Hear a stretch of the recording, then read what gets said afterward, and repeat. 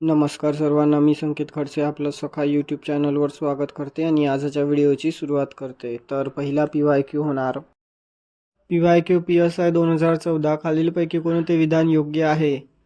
सन 2011-12 मध्ये स्थूल देशांतर्गत उत्पादनातील सेवा क्षेत्राचा हिस्सा 59% एवढा होता. दळणवळण, व्यावसायिक सेवा आणि वित्त यात उच्च वृद्धी दर आढळून आला आहे.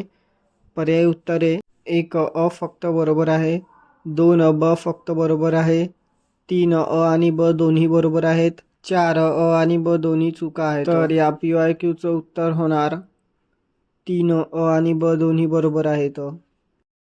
पुढील PYQ STI 2013 एकूण स्थूल देशांतर्गत घरेलू उत्पादनात शेती क्षेत्राचा सहभाग 1900 ते 2000 किमतींवर टक्केवारीच्या स्वरूपात 1950-51 च्या 56.5 पासून 2012-13 13.6 पर्यंत घसरला आहे. यात शेतीच्या व्याख्येत काय सम्मिलित आहे? 1 केवळ शेती, 2 शेती व वने फक्त, 3 शेती व मत्स्य व्यवसाय फक्त, 4 वरील एकही पर्याय योग्य नाही. तर या PYQचं उत्तर होणार 4 वरील एकही पर्याय योग्य नाही.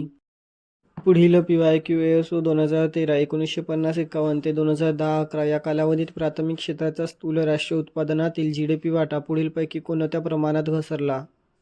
पर्याय आहेत: 1 55.4% ते 14.3%, 2 55% ते 16%, 3 56% ते 15%, 4 55.4% ते 17%.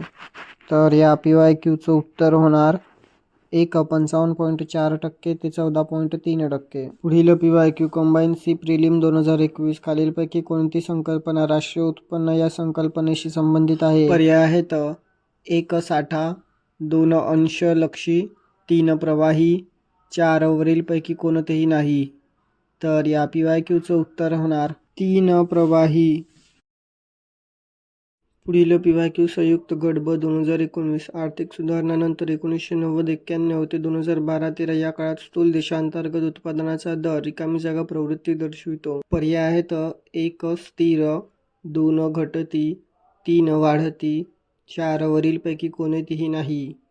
तर या PYQचं उत्तर होणार 3 वाढती. तर भेटूया पुढील व्हिडिओमध्ये. धन्यवाद.